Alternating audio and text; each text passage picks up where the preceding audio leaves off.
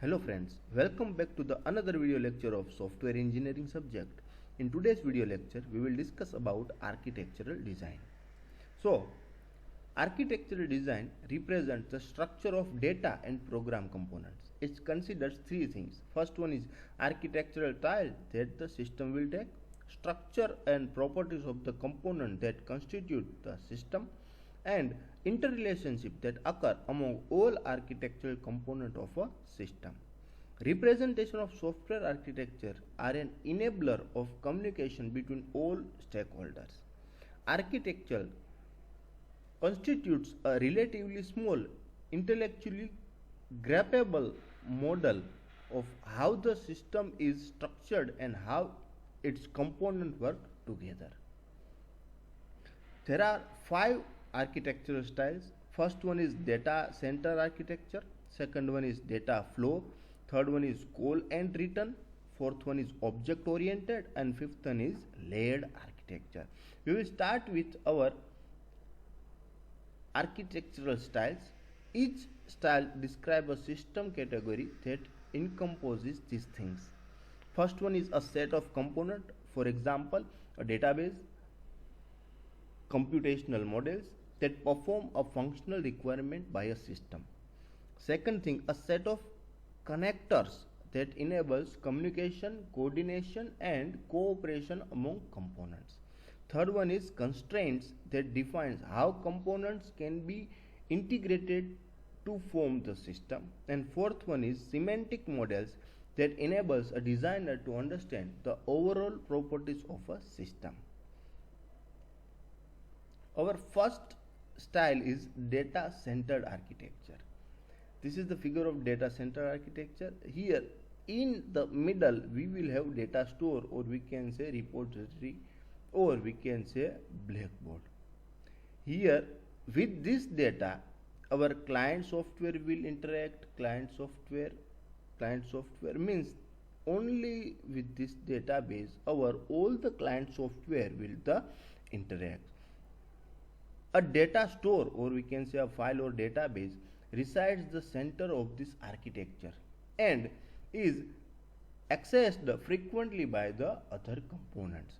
Client software access a central repository, or we can say central database. In some cases the data repository is passive. That is, a client software accesses the data independent of any changes to the data or the actions of other client software. Data repository is passive, means only they can access and they can view the data, they cannot change or delete the data. Okay. Second is data flow architecture.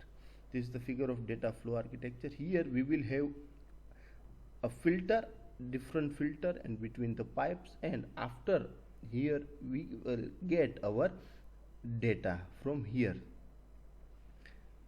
This architecture is applied when input data are to be transformed. A setup component called filters connected by a pipe that transmit data from one component to the next. Each filter work independently of those components. Upstream and downstream is designed to expect data input of a certain form and produces data output of a specified form. Means from these filters data will be passed and transformed into one from another form. Third is call and return architecture. This architectural style enables a software designer to achieve a program structure that is relatively easy to modify and scale. A number of subsystems exist with this category as below. First one is main program or subprogram architecture. This classic program structure decomposes function into a control hierarchy where a main program invokes a number of program components which in turn may invoke still other components. Return procedure call architecture. The components of a main or subprogram architecture are distributed across multiple computers on a network. Fourth one is object-oriented architecture. The component of a system encapsulate data and the operation that must be applied to manipulate the data. Communication and coordination between components is accomplished via message passing. Fifth one is layered architecture.